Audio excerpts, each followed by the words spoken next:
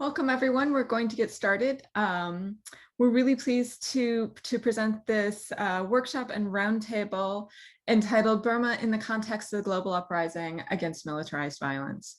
So the idea today was to bring together a panel of experts for people to think about both the response to the coup in Burma, but also the ways in which that fits into the militarized violence we've seen around the world and the ways in which those protest movements and those come together. So I am Alicia Turner from York University. And so on behalf of YCAR, which is partially sponsoring this, getting things going, but Chu Mei Pang Chu is a PhD candidate at University of Colorado Boulder, but also is representing Aruna Global South, our co-sponsor in this, and she's going to be our moderator for today. So without further ado, I will turn things over to Chu. Yes, thank you, Alicia, and we have two Alicia representing from YCAR, and thank you both for co-sponsoring and hosting this space for all of us to come together to discuss. So just as Alicia mentioned, right, my name is Chu. People could just refer to me as Chu, and I'm doing my PhD in cultural anthropology at University of Colorado Boulder, and I'm also a founder and current director at the Aruna Global South, a nonprofit highlighting the historically marginalized junior scholars and thinkers working on and in and from also Asian Global South. So we're very pleased that you could join us from wherever you are in different time zones, and also our panelists. So before I introduce our panelists individually and their backgrounds, I want to kind of give you a little bit of context in which how we all came together to this space and with the YCAR and also with Aruna and all the panelists here, right? So most of you maybe in this attendee in the panel right now already have known that since February 1st, 2021, right? The war as we kind of know it in for the people of Burma and people who have relationships to Burma, the war kind of changed upside down since the coup. But so much so that the reason why this event started is that in following the event in mid-March, right? So I remember I was kind of keeping in touch with my own family back home in Burma and in Yangon, Mandalay, and Dangji, right? Amid these news from home about the coup, I started seeing the screenshots of email exchanges between a York University professor and a student from Burma on my Instagram. So a lot of my friends were sharing on their stories and on their account. And these screenshots capture the conversation between the professor and then the student who is a York University student, but had returned home back to Yangon during the pandemic, so before the coup. And the student was emailing the professor about her inability to take the exam over Zoom because of the planned internet blackout that the military has announced. And I remember feeling very outraged by seeing the professor's reply in their conversations in those screenshots, because his replies were very insensitive, ignorant, and also gaslighting, asking the student to check whether or not her rationality is correct in saying that people are being killed and shot in Burma for protesting. Right, so there is this statement. If you search on Google York University student, York University professor, Burmese student, you will see this quote. The news, the different media outlets have reported on that, right? With this infamous quote, now the professor said, right, people don't get shot for protesting, right? So some of you, I'm sure, might have probably also heard about it or read the news or seen even the screenshot themselves. And the professor has now been pulled from the teaching that course midway through, and his information has been removed on the website of the York University Department of Mathematics and Statistics.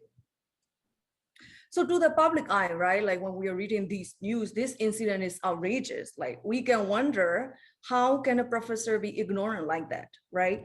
But the fact is that this incident captures not only the flaw in our capacity to understand as academic and as educator, to understand the cross-cultural and cross-national violences, in this case, the coup in Myanmar, right? But it also highlights the very toxic, but yet also toxic nature of policing that happens even within the walls of classrooms. and then the conversation and communication between educators and students in higher education. So now also the words of classrooms are very fluid, since we have now been all doing the kind of remote conversation, remote teaching across national borders because of the pandemic. So this incident is what sparks the interest in both me and Alicia to come together and invite these speakers of different backgrounds and different expertise to come together to think through what it means to then understand the violence across these national boundaries, even the global hemispheres, right? So this panel, I want to remind to everybody here, is not about analyzing what the coup means. And there are already so many panels that have done so, right, successfully. But here we want to try to understand how the people interpolated into these ever-shifting natures of the social movements, be it in Burma or Hong Kong, Thailand, or even in the US or in Canada or in South America, right? How those people make sense of or make use of or interact with, even in this case, both the student and then the university professor, to those other movements in other nations, other countries, and other geographic regions. So with that, we invited these panelists here with us, and I'm very honored to introduce each of them to you. So first is in my list is Dr. Jasnia Sama. So Jess is an ethnographer and political geographer. She works on borderlands, resource frontiers, identity, and climate vulnerable regions across Asia. And Jess is currently a postdoc research fellow at NUS, National University of Singapore. And her PhD thesis, Seeing Like a Border, is built on 4 years of ethnography work across Shan, Kachin, Chin, and Rakhine borderlands of Myanmar, with Northeast India and Southwest China. And she's originally from Assam, India, and she's joining us here today from Assam. So thank you, Jess, for being here. And next we have Dr. Emily Hu, and Dr. Emily Hu is the faculty in the University of California, Riverside Ethnic Study Department. And her current book manuscript considers the performance and visual cultures of primarily asylum-seeking and refugee artists from Burma. And she's a second-generation Asian American feminist of Shan and Chinese descent, whose family left Burma in the 1970s in the prolonged aftermath of an earlier military coup. And she teaches classes on human rights, diaspora, and Asian American feminist theory and politics. Thank you for joining us, Dr. Hu from California, which is a little bit earlier right now for all of us. And next we have Amin Tan.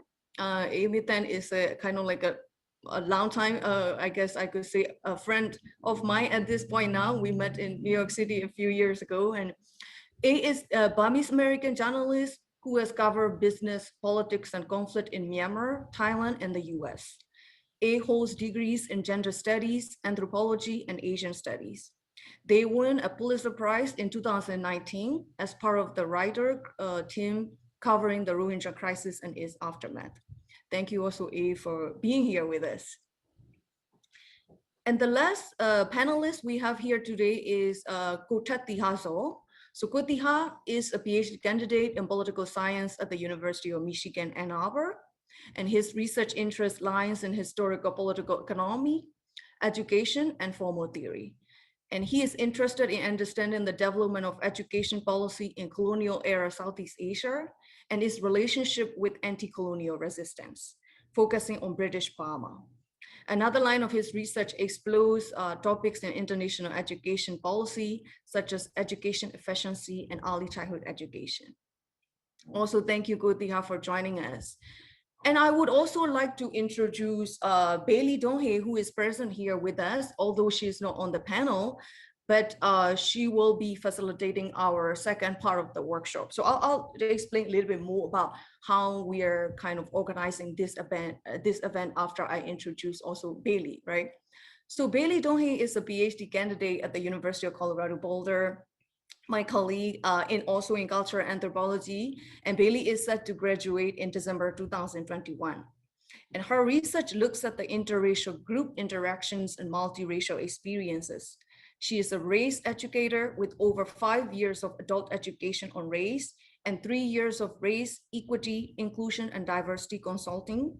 And she has thus far worked with nonprofits, corporations, collegiate academic departments, and also K-12 educators.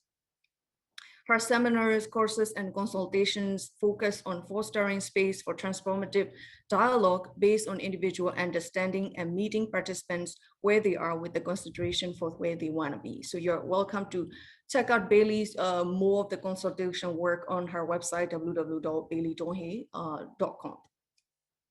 So before we dive into the conversation, I want to explain a little bit about how this event, today the panels and also the second part of the workshop works, right?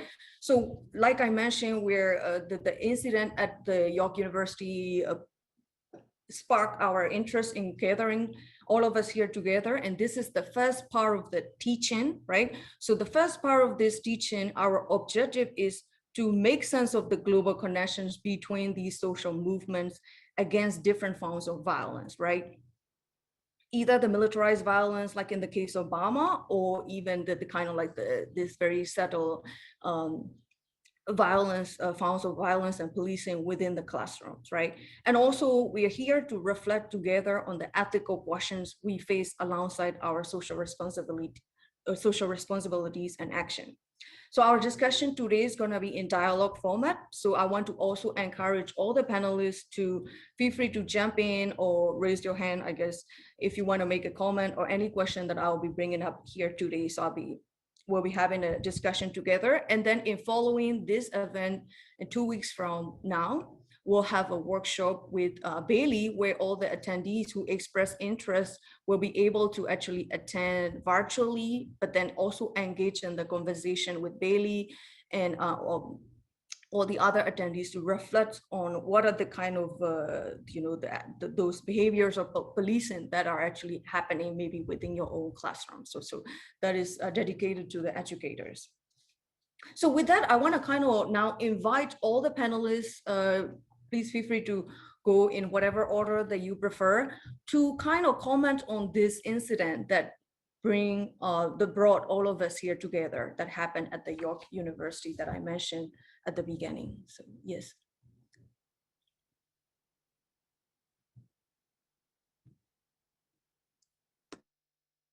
Yes, please, Dr. Hugh.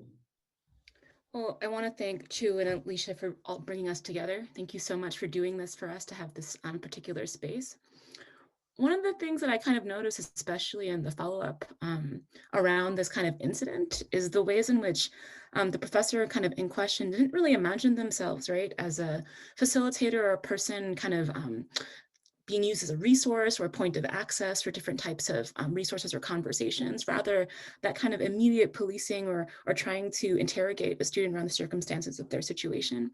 And I think what that says is not just an incident necessarily of foreclosing, right? A conversation around what's happening in Myanmar, but at the same time, kind of not really thinking through the everyday violence of how particular types of knowledge are kept or circulated or thought about as deeply racialized, deeply kind of situated by transnational boundaries and contexts, right? So I feel like it's ignorance, but it's also deeper than just kind of an everyday microaggression. It's a complete kind of disavowal of what's going on around us. And I think that kind of says something more about just than the individual. It's really more about an entire structural set of implications for how we understand the university as a space for liberating or alternately as policing, right? So thanks.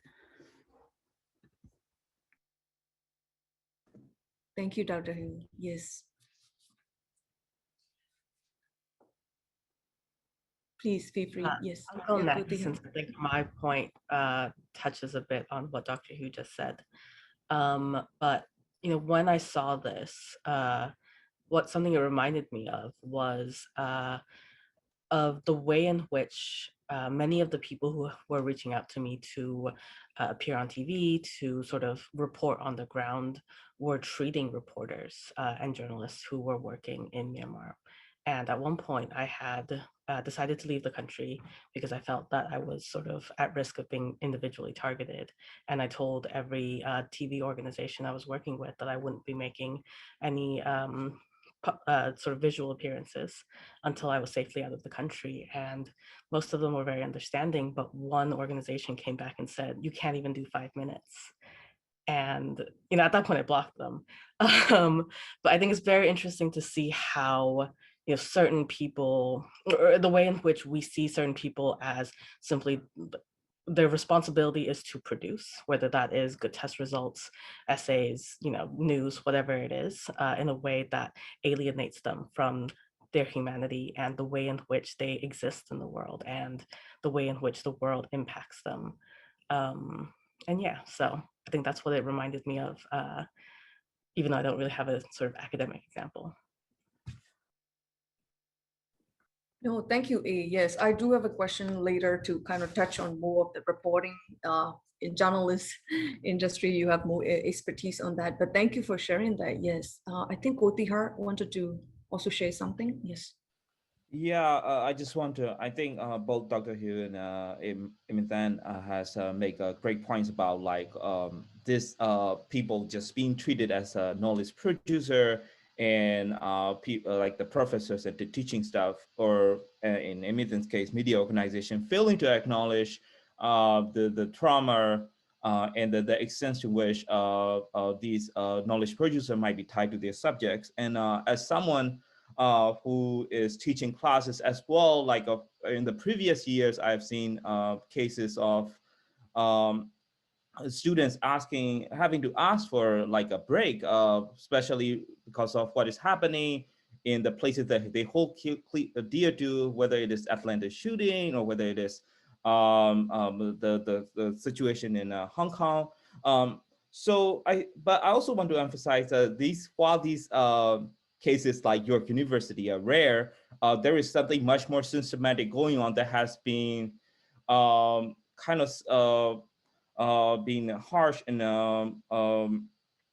that kind of inhibit students' ability to do well mentally. So where like the York University example is an extreme situation, even in our university, we kind of have this mentality of, buckle up and do what you can. I've heard student like the faculty members saying, just do what you can, try to be productive. Maybe this event will be over, and so on. But but I don't think I think that this situation just represents the more of a systematic failure to understand what a lot of these students with facing this kind of traumatic situations are going through. So yeah, this is one. Yes. Please go ahead. Yes. Yeah, this is really fantastic to recognize and understand the humanity that's, and not just in terms of, yes, the Myanmar coup is an extreme example, and one that somebody has to be really, really in a sense dumb, and it's kind of unfortunate and sad that this person has done this, being in the stature that they were in, being part of a global university where there's fast internet culture, there's fast attention spans, and things get on social media all the time. But it's symptomatic of what's going on, not just in Myanmar, but across the COVID spectrum. I believe, I've never studied in a North American university or facility, but I do know that there is a word that you use called fragility, to describe, and there's, white fragility. In India, we have fragilities like religious fragilities, upper caste fragilities, patriarchal fragilities. In fact, one of the most heartbreaking things that I heard last year was a junior of my college where I went to, which is a very elite institution in India, in New Delhi. She actually took her own life, this young lady of 18-year-old, because she was not able to access the internet, because she belongs to a community in rural India where she is also a low caste and simply do not have the ability, despite going through reservations to attend one of the best institutions in India, and still wasn't able to make it through. And that's the kind of education that's so necessary for us in any institution, from the remote to the most global, to have and inculcate that sense of understanding, and that each student or each staff actually has their own story behind. Yeah. Thank you to all the panelists for making your remarks about this incident and your I agree with all of you, the fact that, right, like the Gotihar mentioned with this kind of another way that the educational spaces you is this concept of rigor, right? How much rigorous are you being trained? So it's very actually for the students who are encountering, especially being in conversation with the people in the diaspora, right? For the Burmese diaspora, where we are also experiencing, I wanted to, we'll have this, we'll bring it that more when I ask Dr. Hugh about this later, with, you know, when you're also in the US experiencing all these anti-Asian racism, but then plus you're also trying to make sense of what's going on back to your kins back home in Burma, right? So I wanted to now go back to Dr. Samar or Jess, when you were also giving your remark, right? You were also mentioning about how this is not just in the North American university context, right? Because we are all right now, most of us are in the North American university context, talking about how this incident happened at York University, but you also mentioned a little about India. So now I wanted to kind of go deeper into this topic of the violence and social movement itself, right? We'll return back to this educational setting. But what are your thoughts on the, you know, this benefits or maybe even disadvantages of comparing and contrasting or making sense of these kind of social movements across world region, right? Maybe either between India and Burma, or even Asia and the West, right? Quote unquote. So would you like to say something about that? Sorry, could you? Yeah, hear? yeah, that's a great question. In fact, I mean, I think the title of this webinar is about militarized, in the context of militarized violence across the world, and police violence, I think, came up a lot. I think maybe I'll just say 2 points about this. The first is that certain comparisons, because the study of Myanmar, the study of, you know, Southeast Asia, the study of East Asia is often so formalized in the American British system, and in fact in the Anglo-speaking world, that often we are more naturally inclined to make comparisons with the so-called thing as the West, even though how, you know, it's bifurcated. What is the West after all? So it made me think, you know, about police violence that's happening in the United States, and then also this whole Military Alliance, and also what's going on in India. And I'll just unpack that maybe a little bit. And, you know, police violence, for example, it's very natural. A lot of people have been talking about Black radical histories, Black Lives Matter, which, with all due respect, are important, very, very important conversations to have. But I just wonder if the urge to kind of compare these issues might run the risk of somewhat inadvertently trivializing the gravity of what's going on in Myanmar. Because so far as I see it from a very outsider's perspective, you know, because like I said, I've never been in the West really, and I've studied in Taiwan and China and so on. So it's, the way I see it is that police violence in the United States is, and the way that people have protested against this is actively very much part of how the Black Lives Matter movement has been congealing in the last couple of years. And it's really about the police as an institution, in the way in which the police, you know, targets Black bodies and Black, you know, and it's about an institution. And in fact, the kind of way in which this can be, you know, police reform or things like that. I think there's a lot of diverse voices on what is to be done about this. But in Myanmar, if I can compare the situation, I think it would be a forced comparison because the gravity is so much more deeper. I think this guy's name is Derek Chauvin, who murdered George Floyd last year. I mean, this murder did not happen because Black Lives Matter became too prominent or was gaining a lot of power. In fact, it happened because, you know, because this is systemic within this institution. But on the other hand, if you look at Myanmar, the election in 2020 was very much a cause for the Tatmadaw to go completely flip.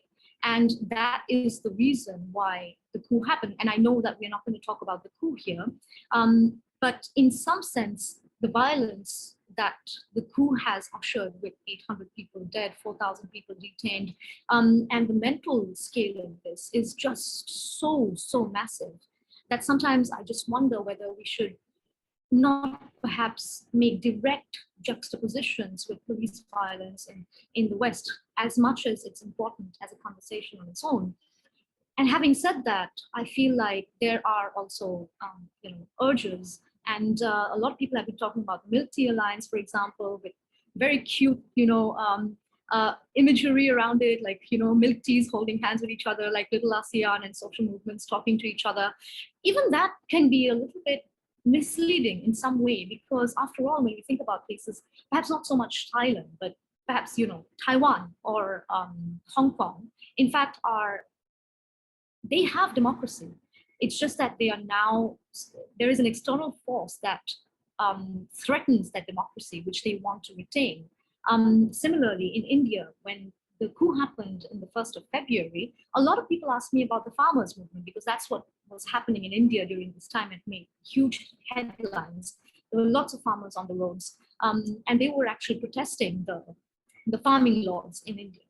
But again, it's important to understand that these are social movements around the region where the movement is for better democracy. And these democracies are faulty in some way, and that there is an external force somewhere. But what we're seeing in Myanmar is that the democracy does not exist. It has been a military experiment all along, since 2010, in fact. And that's the kind, and so perhaps what we really need to compare is the ways in which shared histories can be found in certain regions within Asia, for example, and this is just an example, other examples are possible, say like Northeast India or Kashmir, which can be directly compared with the ways in which the Tatmadaw has acted since the coup and even before. I can talk more about this, but I'll let everybody else speak. Yes, thank you, Dr. Samar. I mean, you made an interesting, provocative intervention on the comparison with the Military Alliance, right? The solidarity movement. So with that, I want to call on Koti Har to make the kind of your commentary and your thoughts on also this, the symbolism of this Military Alliance, especially, I mean, right? If we don't want to like take a pause to kind of think about what's going on in the US with the BLM movements, right? So Kotiar, do you have any thoughts on the, those kind of symbolism with the Military Alliance and like three finger salute and how those maybe be beneficial or disadvantageous for the Myanmar movement? Sure. So yeah, first of all, I think when I talk to like social movement like this, I just want to mention my positionality as a person outside the country, and what I see and what I consume and what I understand so far is limited in that extent, and there will be a lot of things that someone inside the country might know better of. With that being said, I think the symbolism is quite prevalent throughout this whole movement, whether this, as you said, three finger salute and a Military Alliance, and also like it's important to see how these symbolism has this transnational origins, right? From three finger salute mainly coming from Thailand, which eventually came from Hunger Games, or the Military Alliance trying to as a symbol to connect all these different activists in Taiwan, Hong Kong, Thailand, Burma, India, and so on. But I also want to mention that these symbolisms are not simply useful because they are symbolically important, but they are also tools for these movements to gain legitimacy and gain comparison to themselves as a way to raise awareness about their movements. So in the case of Burma, these symbols are really important in bringing a parallel protests, especially in Thailand, which occur a lot in the very early days of the coup, or trying to create this overseas Burmese protests, or even protests by citizens across Asia, especially in places like Taiwan and Korea, especially, which even see involvement from the parliamentarians. So with that being said, we also might need to reemphasize a little bit of the recent shift from the symbolic protest, whether it is the Longi protest or the burning of pictures of military produced products. And we have recently seen a little bit of shift towards a little more armed resistant movement. So the point being is that while symbolic products are important, they are insufficient, and the Burmese people have increasingly recognized that. So there's been a lot of armed resistance in Chin State, where people with like the Chin people who often have a gun in their house for hunting, were able to use their skill against a military violent oppression. Or there were a lot of people defense movement, which also come with their symbols of their own. They create their own logos and they create their own announcements saying, we are going to physically oppose the regime.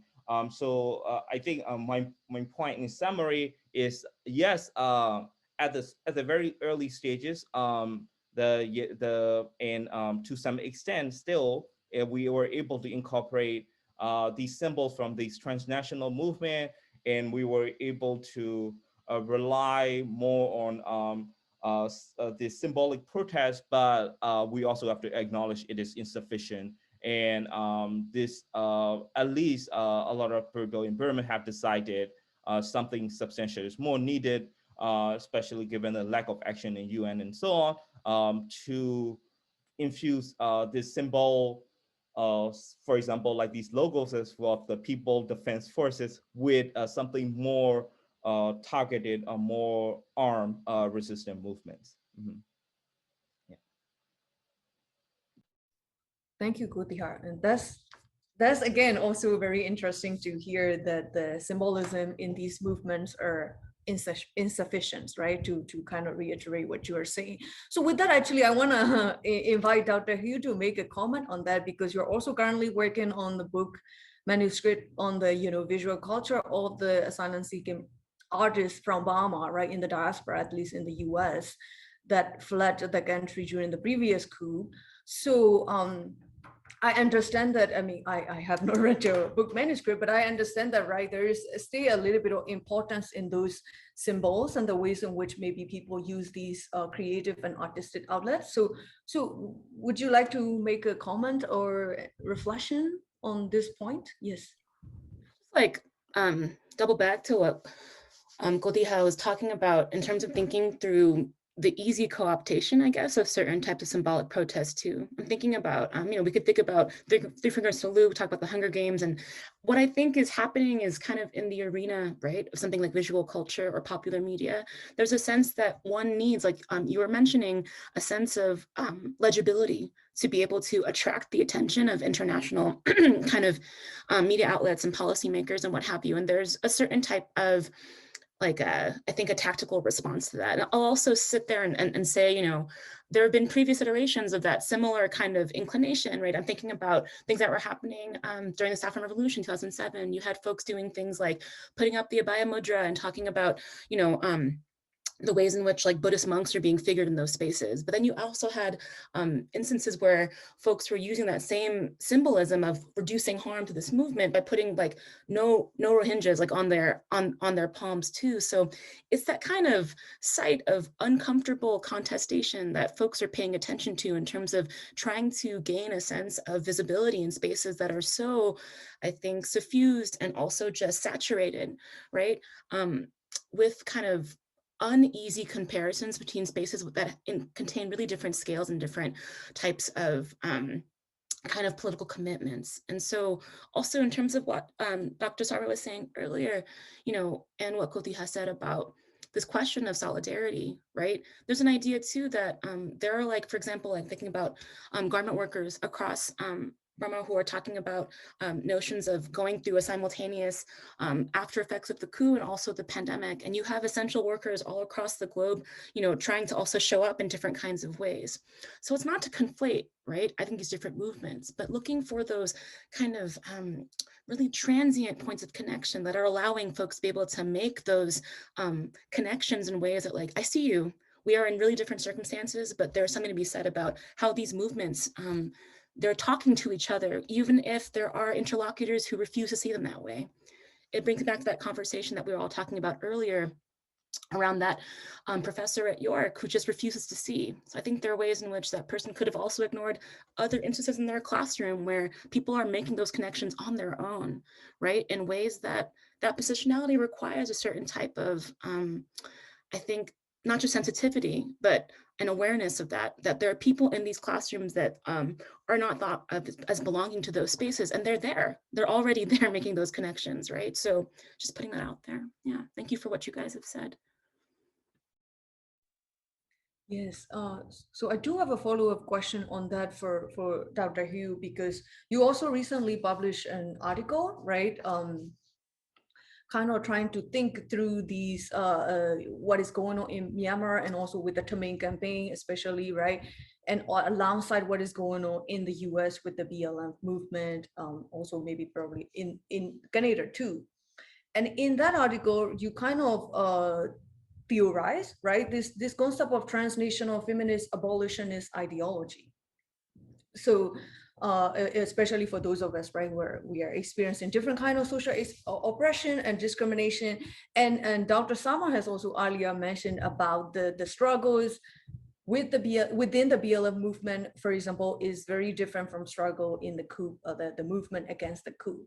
But then how can we, I want to kind of implore you to think with us, right? How can we then adopt this transnational feminist abolitionist ideology for both these kind of different movements that are fighting maybe, you know, slightly different kind of structural oppressions?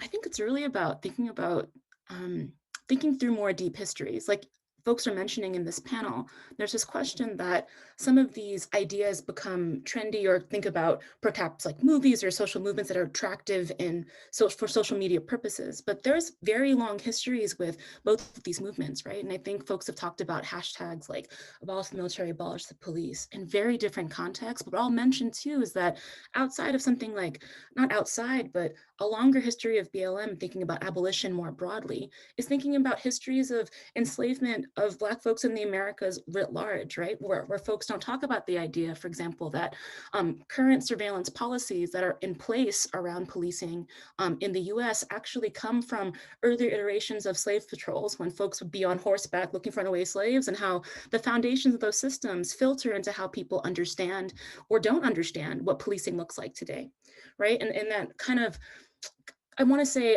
parallel vein, but not the same vein. You have ideas that we're talking about this current aftermath, right, of a military coup, but in the context of Burmese history, you have a very long history of various types of military insurrections that pull back to causes for independence that happen after World War II and against British and Japanese forces. So I'm saying that there are ways to draw on those histories without, I think, equating them, but seeing that there are very deep histories behind something like a hashtag, right? Or behind something like a symbolic movement. There are those deeply entrenched ways in which folks are making those connections that are perhaps I think, telling of what a transnational, a time-specific, a historically rich engagement of abolitionist kind of solidarity could really look like and be like, right? So I'm just pointing that out, I guess, for the time being. And it's obviously still things that people are working in progress with, right?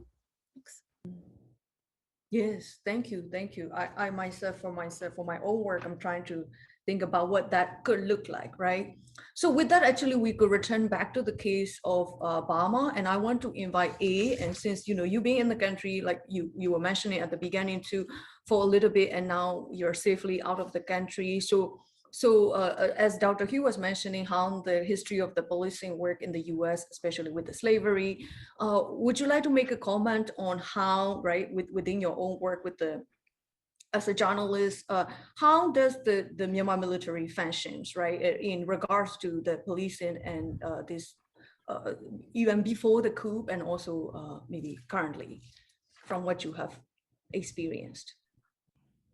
Wow, it's a very large question of how does the Myanmar military function. But I think, you know, a really good summary of how the Myanmar military sees its role in the nation is the sort of propaganda that they like to post, either on these sort of like these famously very large billboards that were put up around the country for decades, as well as, you know, you look at state newspaper, sort of government run sort of propaganda that comes out, and, you know, the messages you constantly get are that the military are the mother and father of the nation, that the country will be destroyed by outside forces, and, you know, we are in a constant struggle for stability and the continued existence, and that it is the military that is providing both that stability and preventing the enemies from destroying the country.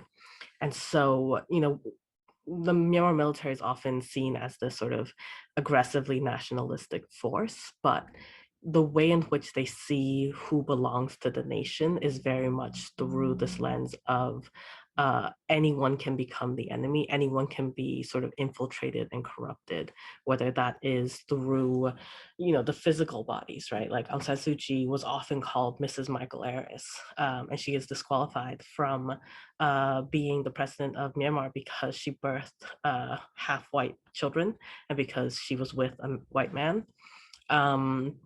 Or through ideologies. And you see a lot of ways in which people are sort of dismissed as being sort of too Western or too foreign to have any say in the country, to be able to even be able to understand the country. And yeah, like the Myanmar military really sees its role as needing to maintain its version of what Myanmar is. And that vision, I think, in a way also lines up with the way in which parents kind of function in Myanmar, which is the sort of like, you will obey, and if you don't, you know, you could not matter anymore. There's a lot of ways in which kind of parenting can be quite violent and toxic in Myanmar.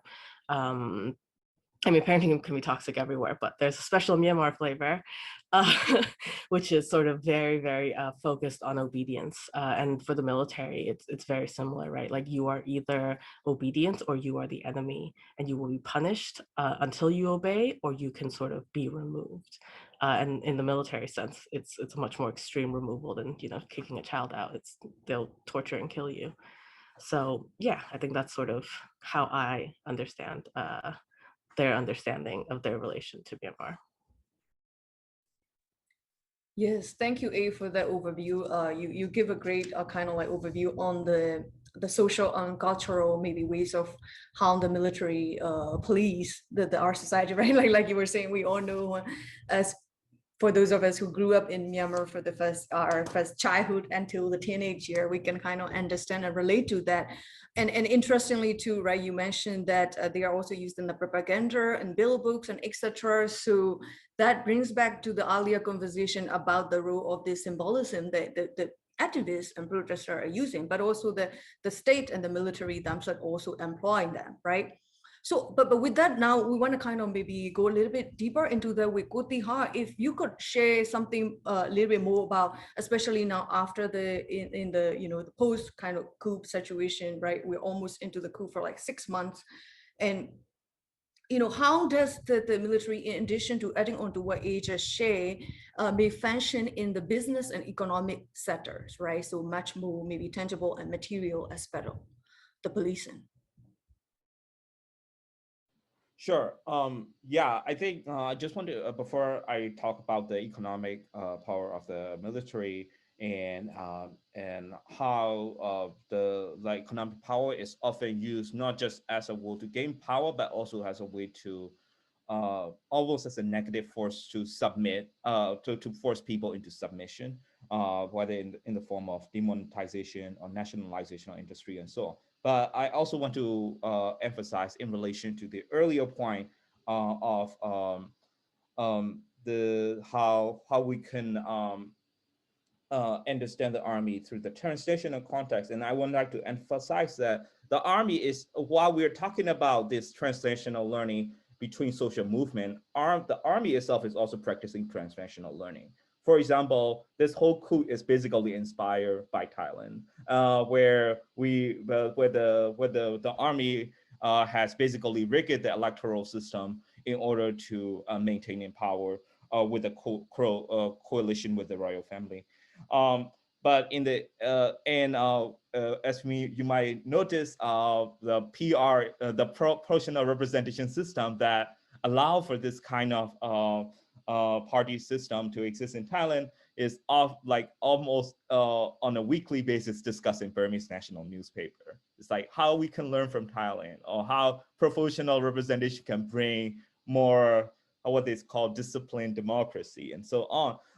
And the military, so my point being is that the military itself is trying to adapt itself, but when it comes um, um, to its own way of repressing people, it still relies on these old methods that going back to Dada Hugh point has historical roots. For example, the scorched policy is basically a British legacy where the same methods were used as a way to repress anti-colonial violence, or or the like the whole army, the way that it is structured was basically inspired from the times where these early soldiers were trained under the Japanese army. And a lot of these methods and a lot of the way of organizing propaganda were also inspired by the Japanese roots of the Damado. So with that being said, going back to this military economy complex and how much economic power the military wields, and since the first coup since independence in 1962, the military is almost always the sole decider of economic policy or economic intervention. With the two enterprises, the Myanmar Economics Holding Limited and Myanmar Economic Corporation, controlling the bulk of industries ranging from gems, agriculture, construction, and so on. And then not only that these large corporations exist, but also it is that all the Burmese soldiers, from the very bottom, like low-rank soldiers, to the top generals, are almost intimately tied to this enterprise, where every soldier is expected to contribute to these corporations, and there are this forced economic interests, regardless of the fact that it's only the top of the army that benefit from these corporations, encourages some kind of coalition and the need for protect these industry and economic interests. Um, and um, and then with that being said, I think this coup is also a reflection of the weakened economic power of military wheels compared to its previous pre-democracy experiment era, with the emergence of internet-based industries or the emergence of more private industry, and military itself feels the threat. So this is, as Chu said, this is not this is not analysis panel, but we need to be aware of these reasons in order to figure out what are like the efficient ways to tackle or resist against the coup. So one of the motivations, as I've said, behind this coup is also to regain the military economic interest of the military that is waning since the 2010s.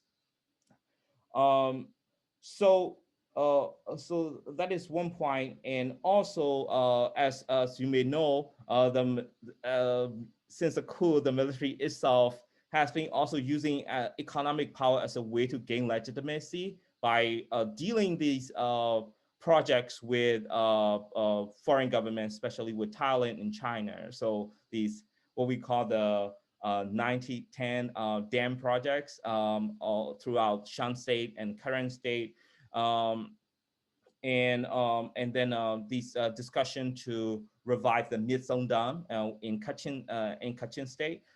So these are probably representative of not only the Army's attempt to gain economic footing back, but also their attempts to use economic power as a way to earn legitimacy of their coup. But before I end, I also want to emphasize we tend to think of the Army as this all-powerful or successful organization, and I just want to emphasize this is an instance where they ultimately failed to achieve their objective. They still have a large, not a monopoly, but a large share of the violent power in the country, with the more advanced military technology compared to other either the People Defense Forces or ethnic armed organization.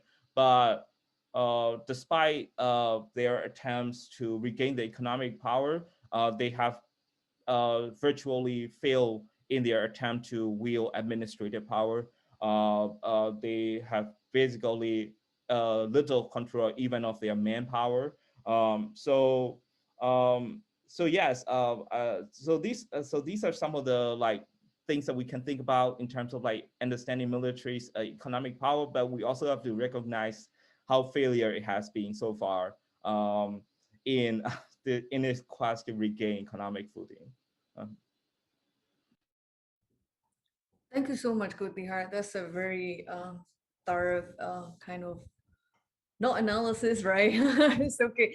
But just to also have this contextual understanding of how maybe the, different form of policing are happening, right? Like going back to the incident. But then also you kind of end on an interesting note, because just the other day, a few weeks ago, I was having a conversation with another diasporic kind of community organizer, activist, and he's Chin and he's from Burma, and he was just saying that why do Western scholars tend to always refer to the military as Damaro?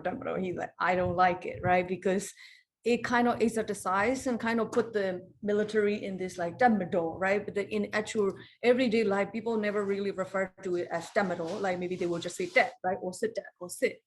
So that's also something to think about when we are talking about here with the transnational kind of convergences, and maybe a little bit of this even fetishization in these radical movements, right? So with that, I want to turn to Jess. I know that Dr. Samar, sorry, I'm kind of used to calling you Jess, but then you've also been working, co-authoring on a special report, right, on the South Asian nations, especially India, right, response to the coup in Myanmar. So you wrote in the report that, right, for example, there is I think forthcoming soon. So for people who are interested, they could wait for the full report. But I got a little preview of it, and then you also kind of you and your co-author examine that, right? That the public solidarity, for example, in the neighboring country like India, is not actually coming from the state and even the universities. Like, right, when we look at in the US and Canada, universities are writing all these special statements, etc. But you said that it's mostly only coming in the like the states that like Mizoram that are sharing these historical ties with the struggle, historical kind of similarities or kinship with what's happening in Myanmar. So can you please maybe share a little bit more on that that thought? I think that's really fascinating. Yes. Yeah. No, I mean, Northeast India, I'll come to that point, but I just want to maybe comment a little bit on what Dr. Hugh and Kotiha and even A talked about in terms of this paternalistic mode of the Myanmar military. And that reminded me so much of India's BJP right now, because, you know, this is a right-wing Hindu nationalist, Hindutva is the ideology that this party seeks in terms of this is going to be a Hindu nation. If it's not a Hindu nation, then it's going to be a Muslim nation, and that will be Pakistan. And so how can we possibly be Pakistan in India?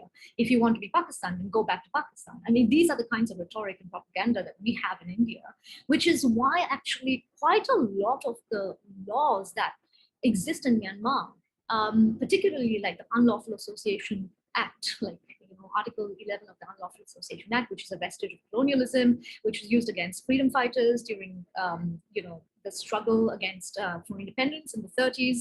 After all, Myanmar was an extension of the British Raj in that sense. And then all other kinds of legal repression is being instrumentally mechanized to be used against activists. And in that sense, it's so similar, which is why I think it's no surprise that the Indian government right now is standing behind the military in terms of, and not really saying it directly, but rather is fractured between words and deeds. So in terms of words, India is expected to be this great democracy, but in fact, we are barely a democracy now. And I mean this in all form of due respect of the fact that we have institutions. Just today, or day before yesterday, two of my classmates who had been in jail, booked by the UAPA, the Unlawful Association Act, for protesting against the Citizenship Act, which tries to give citizenship only to other religions who are not Muslims in India. You know, they were booked basically for riots that they had nothing to do with. But the Supreme Court comes in and says, you know, we want immediate bail of these people. And these acts actually are very, very similar in the way they are deployed in Myanmar. For example, Cybersecurity Act in Myanmar, or for example, the Public Safety Act in India. And so you should not be surprised to see that regional governments like India are not taking a stand on this Myanmar issue, because for them, Northeast India is a conflict zone or a security issue when you look at it from the perspective of Delhi. But where I am from, Northeast India is basically a product of imperfect border making, frontier making projects that started during colonialization and that ended quite maddeningly badly for the ethnic groups that were completely divided, the Nagas, the Chins, the Mizo, the Lai, the Mara, what have you, the Kachins, all the way, which is exactly why, like I said in the report, actually, the loudest voices are coming from Mizoram. I mean, we have to be careful of exactly why that's happening. After all, Mizos themselves have been quite, their politics towards Chins have been racialized, in fact, in the previous generations. And there are always these ideas of Chins being inferior to the Mizo Lushai. But at the same time, now when they see that this is happening in Mizoram is a very interesting state, and I mean, it's one of the only states which was bombed on by the Indian. Mizoram shares border with Rakhine state and Chin state, and the people who live there are basically Chinzo, who have been divided by artificial boundaries, or what they call artificial boundaries. And so it's a tricky and interesting history of kind of negotiation and tussle and then coming back together. But when this coup happened, everybody was singing, you know, till the end of the world. And they were singing along with the Burmese people, and they were speaking in Burmese, in fact, and talking about how they have shared histories which were divided by these borders. And therefore, the Indian state needs to no longer look at Northeast India as just a security problem where you have legal instruments that I mentioned before. One of them is actually AFSPA, the Armed Forces Special Powers Act, which allows the Indian paramilitary forces to come and shoot at sight whenever they feel that somebody is in an insurgent kind of situation. So that's why you have, it's usually in India, most of the things in terms of activism happens in, radical liberal university campuses like Jawaharlal Nehru University. But this is actually happening in Mizoram, Manipur, and to some extent in Assam, but that's more complicated because of the citizenship debate, which I will go into if necessary, but otherwise not so much. But I think suffice to say that India is not going to budge from its position because the Tatmadaw, its partnership with the Tatmadaw, like in India, they still call it the Tatmadaw, and the military is has really brought dividends for the Indian government because they have lots of investment projects that they want. They see Southeast Asia as an investment opportunity, as a market opportunity, as a place where they can access the Bay of Bengal because Northeast India is, after all, landlocked. Historically, they were not, but now they are since more nation states. So all of these, and in fact, Indian companies who are investing in Myanmar are directly working with the MEC and MHLC, and so there is no such understanding. And they feel the biggest factor for India is this so-called thing among strategic communities about balancing China. It's like, if we lose Myanmar, that's the discourse, then Myanmar, like as usual, is going to go towards China. And so that's the discourse amongst the strategic community. They're not listening to people in Northeast India who are saying that we need to actually protect the rights of the people who have unanimously, despite opposing diversity, spoken out against military oppression. Yeah. Thank you, Dr. Sama. Yes, for those of you who are more interested in the details of the special report, I would encourage you to be on the lookout for that. And there's also another reports on the Southeast Asian nation response to the coup as well, right? So with that, I want to kind of transition into start to thinking about the ethical question. But before we do that, the one last question I have with regard to trying to understand what's going on in Myanmar is, going back to this idea of the transnational feminist abolitionist ideology or practice or strategies that Dr. Hu is writing about in her article, right?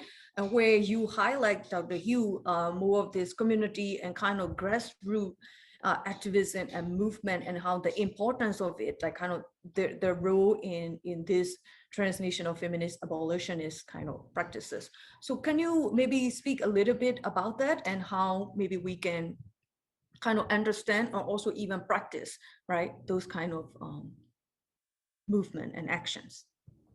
I think it's related to what you all have said earlier about this question of how to obviously not conflate all these different instances of social movements and grassroots organizing as the same, but to pay attention what folks are saying and have historically said about their positionality in some of these debates. And so, we're thinking about different LGBTQIA and women's orgs like on the ground in Myanmar who've been doing their work for a long time, not just in this moment, but for decades, right? So this idea that it's not just this immediate phenomena that particular movements are emerging, but it's due to long-standing work that folks have been doing in the region and in the country for a long time, and to also recognize the ways that, Kotiha was saying earlier about, and you too, Chu, about this question of diasporic folks being invested in the ways in which some of these abolitionist kind of sentiments kind of take place. But, I just wanted to, I think I missed this earlier, but this question too about how, there's a question sometimes that floats around like, well, what if you abolish the police or what if you abolish the military?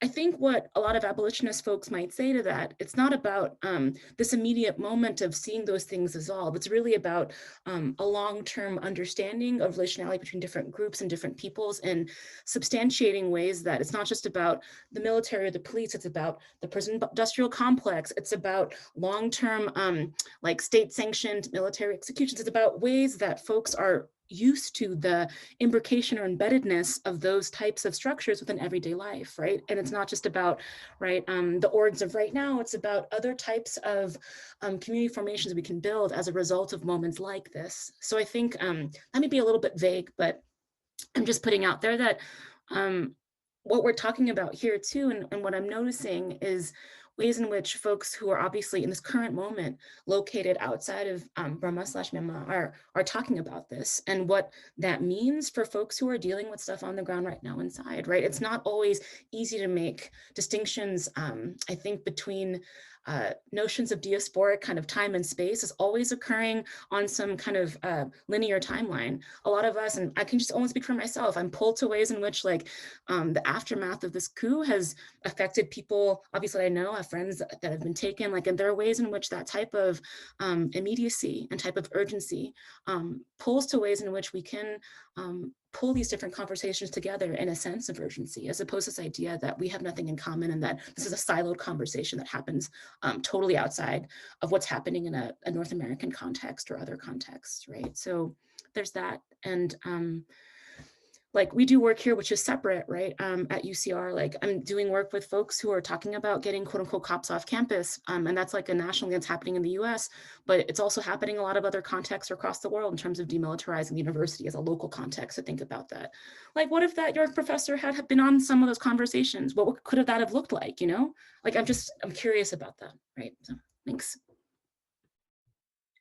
Yes, thank you, Dr. Hu. I think that's a really interesting question, right? So from my own experience, I mean, Sayama Tarapitan, for example, who is also a Burmese historian at Northern Illinois University, have also, you know, kind of written or talk about or engage in a conversation with me about, right, that to think about the coup is not just an intellectual kind of workout, she said, right? So we have to kind of think beyond and trying to find these connections. With that, I want to turn to A, because, you know, you are also kind of, you have ties and, you know, and kinship to both, you know, Burma and also in the US, right? So I'm wondering what your thoughts on kind of these movements. You know, you probably also have noticed on Myanmar social media and everything like that, kind of trying to draw these symbolism of like hashtag kind of say their names, like, right, kind of borrowing from the George Floyd, the aftermath of the George Floyd martyrs here in the US with the say his name, right? With those movements from the Burma people. And earlier you also mentioned a little bit about, like, you know, this question of who has a right to say, right? Like, because since you have been in the country for the first part of the coup and then now outside. So, and I think Kotiha also mentioned that our positionality as all of us here in this panel today are outside of Burma. And we actually strategically, at least me and Alicia, right, thought about that. And so A, would you like to speak on that? Yeah, I think to the second part of your question, in terms of who gets to speak, I think it's a really complicated question, and it's a conversation that's been happening within Myanmar, within sort of people who are conversing about who gets to lead the movement and who gets to influence it, as well as who gets to comment on it. So, you know, there's been an argument that no one who isn't in Myanmar should take any position in government, should really speak in public about it, because they don't know what's happening, and because they've chosen to leave. And, you know, I think it's really interesting that in a way, suffering almost gets fetishized in Myanmar. Suffering becomes a marker of legitimacy, in a way that, you know, like if you looked at elections from really 2012 on, many politicians, many non-military affiliated politicians ran on how many years they spent in jail. And that was a marker of their sort of fitness to lead. And I think the sort of conversation that's happening now kind of echoes that, in that, you know, it's not just about who has the best ideas or who is the most persuasive, who is the most, so even like well placed to make a difference, right? Because if you're in the jungle with no internet, like how effective can you be if you're trying to sort of write a constitution, right? Like if you can't get your ideas out there, you know, would that person actually be more placed, regardless of how sort of intelligent they are, how sort of well informed they are and capable they are, if the sort of material conditions around them are not, you know, conducive to doing that work, you know, can they be effective? On the other hand, you know, like people who haven't been in the country or who weren't in the country at all, there's lots of things you miss, right? Like There's lots of things you just don't understand, or you have a very surface level understanding of. You know, people who are on the outside who, you know, if you're not talking to like 100 people a day, you will try to find information on Facebook, on Instagram, right? And sort of Twitter. And if you look at Burmese Twitter, for a while, because the internet was cut, there were 500,000 connections in the country, out of a country of 55 million. There was about 100,000 Myanmar people on Twitter, and an even smaller proportion of them were sort of, you know, creating interesting content as opposed to kind of just retweeting. And so like we're looking at minorities of minorities of minorities having these conversations. Yeah, and so I think there's also a question of, you know, whose voices are we kind of privileging and sort of visibilizing when we're thinking about these conversations. That kind of plays into that. And I think in terms of the sort of symbolism and borrowing, a really interesting moment for me during the coup was at protests. And you didn't see these very much. I think photographers or newsrooms kind of didn't like them. I don't know why. Well, I know why. But there was a lot of signs that said Burmese lives matter, which like politically from an American perspective seems very wrong. It seems like a co-optation. In the same way that like the three finger salute, it became a trend on TikTok for anti-vaxxers to use. And a lot of these people suddenly found themselves flooded with hate comments from Burmese people, because Burmese people saw these like American anti-vaxxers as co-opting their symbol, which they didn't necessarily realize was borrowed from Thailand, which was itself borrowed from the Hunger Games. So I think sort of going back a little bit to what the other panelists were saying earlier too, we should also be like, even as we recognize all of these through lines, all of the ways in which people are participating in conversations with knowledge and a sense of history that is very particular to each individual person, I think we should also be careful about kind of fetishizing the notion of kind of lived experience in the coup, because like being sleep deprived and being on the run is not conducive to kind of thinking things through properly necessarily. But also like, you know, like that's not necessarily everyone's role. And not everyone's necessarily thinking that deep about the sort of conversations they're participating in. They're borrowing and using and memeing in the way that is sort of much more common among the youth, in a way that is like, obviously you can trace these histories and lineages, but you know, they're not necessarily done after a lot of sort of complex thought.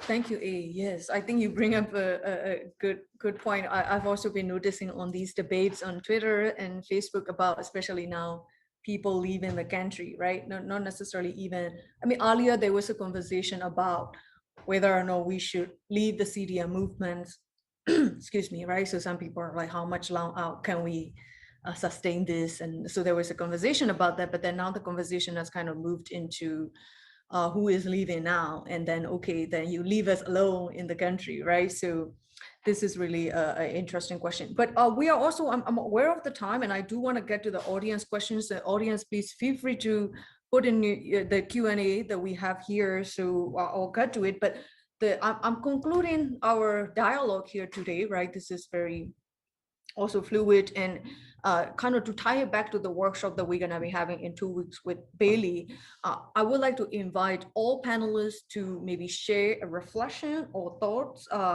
about you know, different forms of policing that you either experienced, either you know, from the peers or within your own industry broader, not just necessarily in relation to the coup in Myanmar, with regard to your own positionalities. So if you would like to speak on that as a concluding remark, and then also maybe what would be your suggestions and how you kind of navigate those. And then I think we'll get to the audience questions. So meanwhile, please feel free to put in your questions in the Q&A. Yes, thank you. Please feel free to, anybody could please chime in.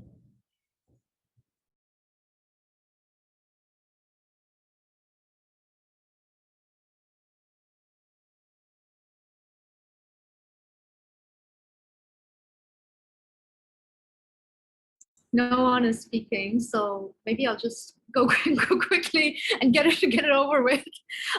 It's a good question. It's a large question. I think we need to have another panel maybe about that. Recently I've been reading this debate on academia.edu. I'm like very old school. I don't have Twitter and stuff like that, so I go to academia.edu and read papers. Very boring like that. But anyway, there's this recent debate of whether or not our engagement with the so-called Burma studies is racialized, is racist, not racialized, racist.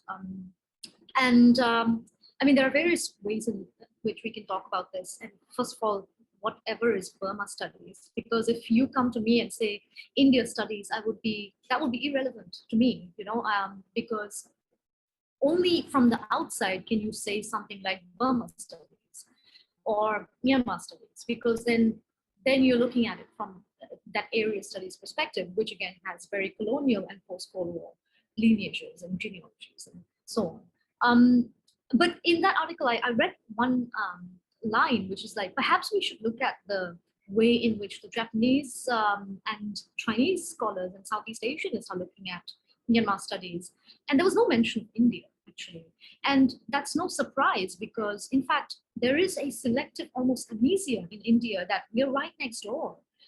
We have a 1,400 kilometer plus borderland with Myanmar, and there is this, after the Western sanctions, there is no recognition or understanding in India that, we have this shared history of colonialism, of counter-colonialism. In fact, from Assam, when I look at it from here, if it wasn't for the Anglo-British Burmese wars, modern Burma would not even have been colonized in the first place, at least not from these parts.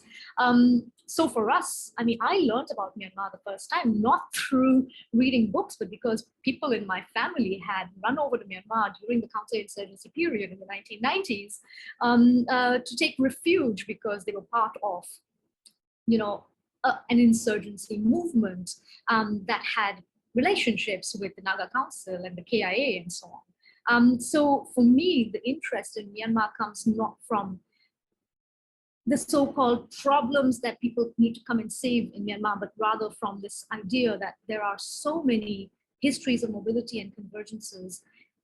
So it was very perplexing for me that when I went in, actually, for the first time, I was always encountering people who were working on, land grabs and land rights and this and that, which are very, very important topics. But somehow I felt that the lack of interest in India, in fact, the lack of access for us to study Burma or Southeast Asia from India, even in the language. For example, when I studied Burmese for the first time, it's quite twisty for us because we are familiar with the Devanagari script. And then I kind of realize that actually Burmese is only taught for people who can speak English or who are much more familiar with the Latinized form, because for us, familiar with Hindi, Bengali, Assamese, etc., the R becomes E, the U becomes A, even though the symbols are the same. So despite the fact that we have this shared history, we don't have a shared understanding. And that actually needs to change because otherwise it's going to be a very one-sided way of looking at Myanmar as a place to save, rather than a place that has convergent histories with various parts of the world.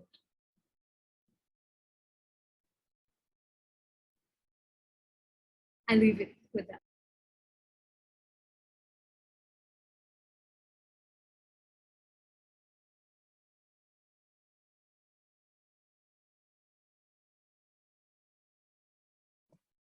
I'll go because I feel like my point kind of, it's like an inverse mirror of what Justine has just said, where I think a lot of the policing that I've experienced and sort of seen when it comes to my work with Myanmar is this way in which when you're from in Myanmar communicating out and you're seen as a person who produces knowledge for anyone who's deemed an outsider, whether they are diaspora or sort of people who are completely unrelated to Myanmar, there is a deep interest by basically everyone in your life in how Myanmar is being presented. And this comes through in sort of the way in which media is kind of conceptualized in Myanmar as often people who are meant to represent the country well on the global stage, at least those of us who write in English. Or alternatively, if you're not doing that, people who are whoring themselves essentially for dollars.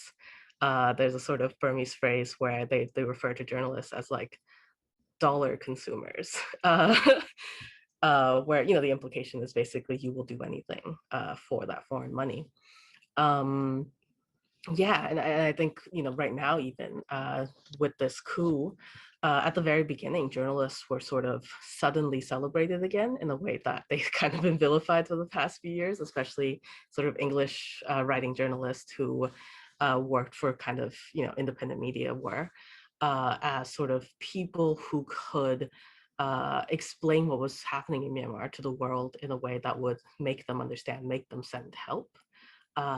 And now that the sort of anti-coup struggle has gotten more complicated in that, you know, you're seeing bombs at weddings, you're seeing assassinations, you're seeing sort of schools getting burned down, and, you know, they're not necessarily being claimed, and there's accusations going back and forth. Journalists and people who are kind of invested in sort of communicating what is happening and trying to do it in a balanced way. It's not always, so it doesn't always happen, but, you know, people who are trying are told, you know, you can't report on this because it will make the movement look bad, or you can't say this because this person is really important, and we can't sort of have them be besmirched. So yeah, I mean, it's really interesting the ways in which, even as this movement is being sort of framed as a revolution, there are ways in which old narratives and understandings and ways of sort of being in Myanmar continue to proliferate and sort of renew itself, but sort of kind of for the revolution, whereas before it was for Myanmar and the sort of nation state as it was before. And now it's sort of for the new nation state that we're trying to build. And it's really interesting to me to see the sort of like disconnect at times between the sort of very high ideals that are being professed right now and sort of people saying, you know, we're sorry about the things in the past, we were brainwashed, we've changed, and the ways in which very similar narratives are being used and weaponized to police people who sort of create knowledge and information.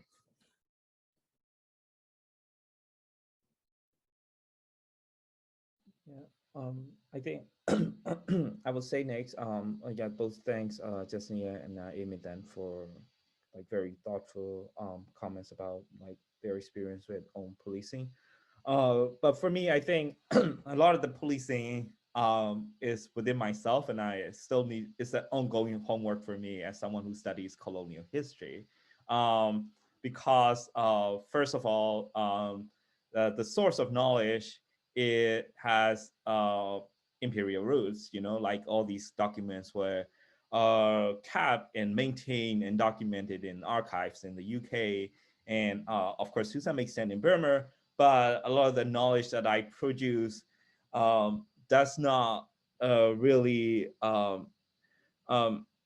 it does not necessarily connect with what is going on in Burma, or like what is how it is not immediately clear that whether how the knowledge I produce can actually benefit in this coup movement. So that's the homework that I keep working on. Maybe there's no way out of this. So yeah, the policing is, I will say within myself, but I personally have not experienced like a situation where people